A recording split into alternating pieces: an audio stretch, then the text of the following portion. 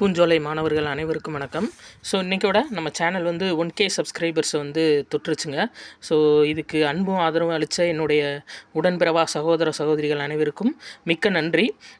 So கையோட நம்ம இந்த பாக்ஸை பார்த்துடலாம். யூனிட் 6ல் நம்மளுக்கு இந்த பாக்ஸ் ரொம்ப முக்கியமாக யூஸ் ஆகும். முக்கியமாக இது 3 கன்ஃபியூஸ் ஆகிட்டே இருக்கும். ஸோ இதை எப்படி நம்ம ஷார்ட்கட்டாக ஞாபகம் வைக்கிறதும் அப்படின்றதும் பார்த்துக்கலாம். சரிங்களா? ஃபஸ்ட்டு பாருங்கள், பொண்ணோடு வந்து கரியோடு பெயரும் அப்படின்னா அகநானூறு அப்படின்னா தங்கத்தை கொடுத்துட்டு அதுக்கு பதில் மிளகை வாங்கிட்டு போயிருக்காங்க.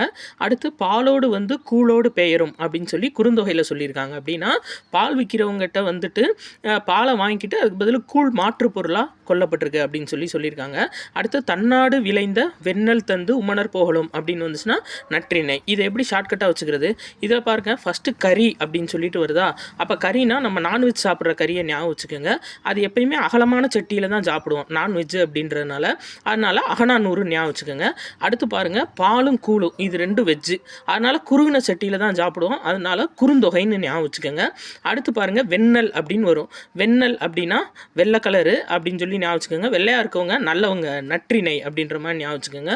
உமனர் அப்படின்னா உப்பு விற்கிறவங்க. ஸோ உப்பு வந்து வெள்ளை கலரில் தான் இருக்கும், அதுவும் நற்றிணை நல்லவங்க அப்படின்னு சொல்லி ஞாபகம் வச்சுக்கோங்க. நன்றி.